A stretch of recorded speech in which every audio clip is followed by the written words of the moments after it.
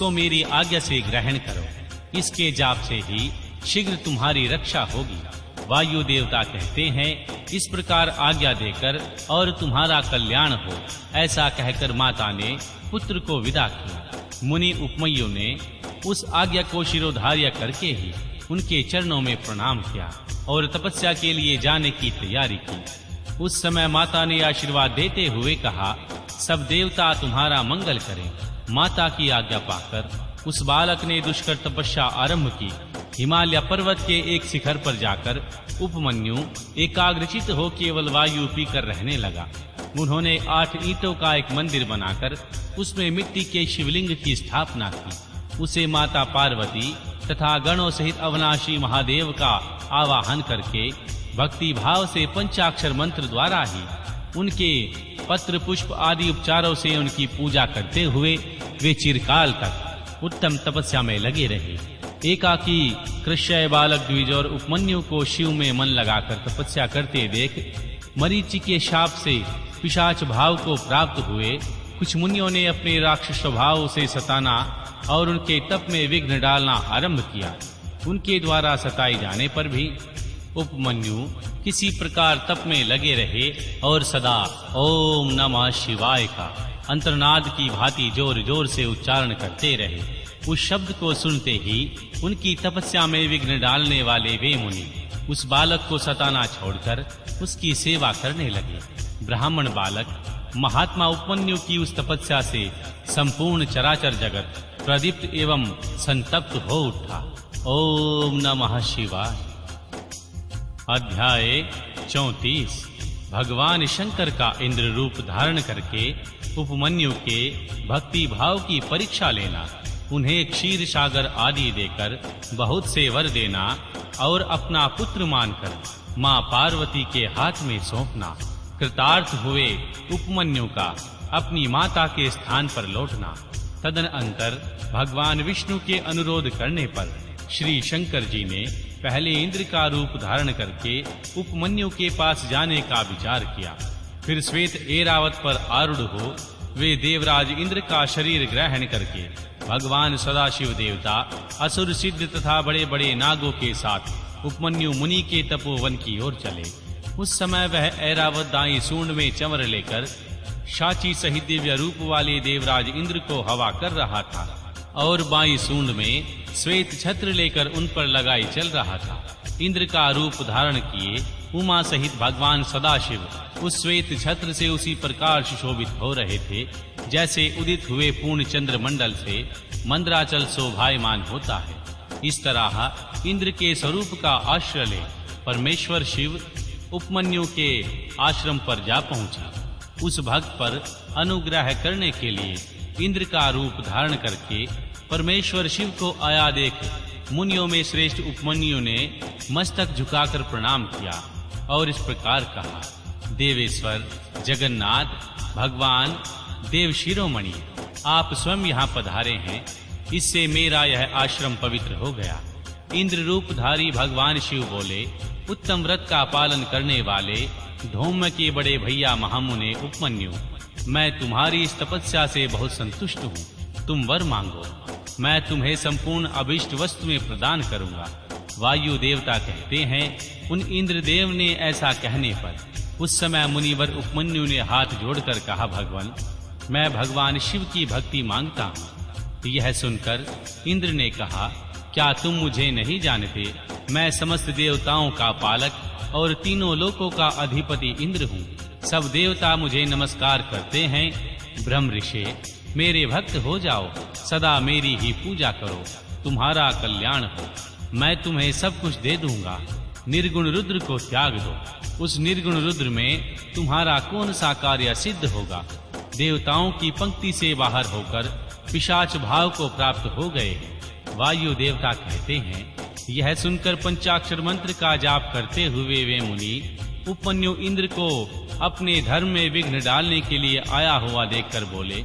उपमन्यु ने कहा, यद्यपि तुम भगवान शिव की निंदा में तत्पर हो, तथापि इसी प्रसंग में परमात्मा महादेव जी की निर्गुणता बताकर तुमने स्वयं ही उनका संपूर्ण महत्व स्पष्ट रूप से कह दिया है। तुम नहीं जानते हो कि भगवान रुद्र संपूर्ण देवेश्वरों के भी ईश्वर हैं। भगवान ब्रह्मा, भगवान विष्णु और श्री महेश के भी जनक हैं तथा प्रकृति से परे हैं। ब्रह्मवादी लोग उन्हीं को सत असत व्यक्त अव्यक्त नित्य एवं अनेक कहते हैं। अतः मैं उन्हीं से वर मांगूंगा जो युक्तिवाद से परे तथा संख्य और योग के सारभूत अर्थ का ज्ञान प्रदान करने वाले हैं।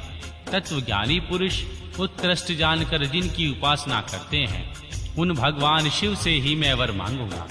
देवाधाम दूध के लिए जो मेरी इच्छा है वह यूं ही रह जाए, परंतु शिव शास्त्र के द्वारा तुम्हारा वध करके मैं अपने शरीर को त्याग दूंगा।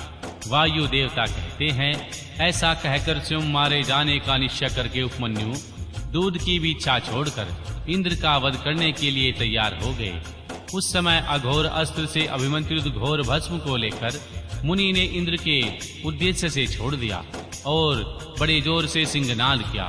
फिर शंभु के युगल चरणारविंदों का चिंतन करते हुए वे अपनी देह को दग्ध करने के लिए तैयार हो गए और अग्नेय धारणा धर के स्थित हुए। ब्राह्मण उपमन्यु इस प्रकार स्थित हुए तब भाग देवता के नेत्र का नाश करने वाले भगवान शिव ने योगी उपमन्यु की उस धारणा को अपनी सौम्य दृष्टि से रोक लिया। उनके छोड़े हुए अघोरास्त्र को नंदीश्वर की आज्ञा से शिव वल्लभ नंदी ने ही बीच में पकड़ लिया। तत्पश्चात परमेश्वर भगवान शिव ने अपने बालेंदु शेखर रूप को धारण कर लिया और ब्राह्मण उपमन्यु ने उसे दिखाया। इतना ही नहीं, उस प्रभु ने उस मुनि को सहस्त्रों क्षीर सागर, सुधा सागर, दधि आदि के सागर, धृत के समुद्र, फल संबंधी रस के समुद्र तथा भक्ष्य भोज्य पदार्थों के समुद्र का दर्शन कराया और पुओं का पहाड़ खड़ा करके दिखा दिया। इसी तरह देवी मां पार्वती के साथ महादेव जी वहां वृषभ पर आरूढ़ दिखाई दे रहे थे। वे अपने गणाध्यक्षों तथा त्रिशूल आदि दिव्य अस्त्रों से घिरे हुए थे। देवलोक में दुदुम्बियां बजने लगी, आकाश से फूलों की वर्षा होने लगी तथा भगवान ब्रह्मा, भगवान विष्णु और देवता इंद्र आदि देवताओं ने दसों दिशाएं आच्छादित करके उन पर फूलों से वर्षा की। उस समय उपमन्यु आनंद सागर की लहरों में घिरे हुए थे। वे भक्ति विनम्र चित्त से पृथ्वी पर दंड की भांति पड़ गए। इसी समय वहां मुस्कुराते हुए भगवान शिव ने कहा, यहाँ आओ पुत्र। उन्हें बुलाकर उनका मस्तक चूमकर अनेक वर दिए। भगवान शिव बोले, वत्स, तुमने अपने भाई बंधुओं के साथ सदा इच्छानुसार भक्ष्य भोज्य पदार्थों का उपभोग करा है। दुख से छूटकर सर्वथा सुखी रहो। तुम्हारे हृदय में मेरे प्रति भक्ति सदा बनी रहे। महाभाग उपमन्यु, ये देवी पार्वती तुम्हारी माता है।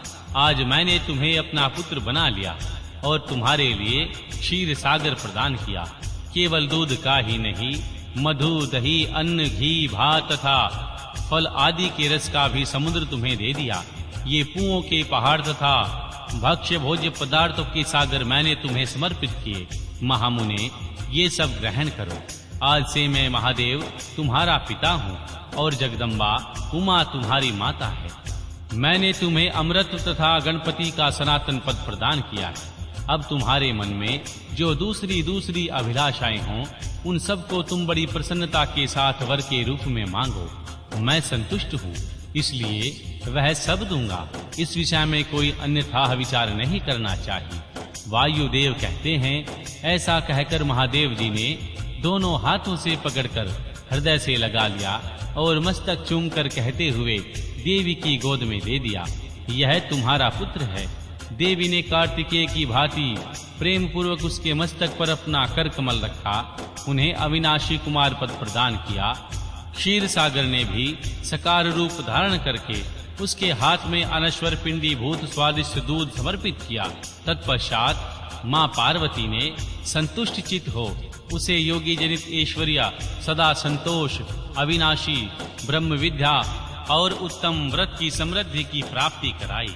तदन अंतर उनके तपोमय तेज को देखकर प्रसन्न चित्त हुए भगवान शंभु ने उपमन्यु मुनि को दिव्य वरदान दिए।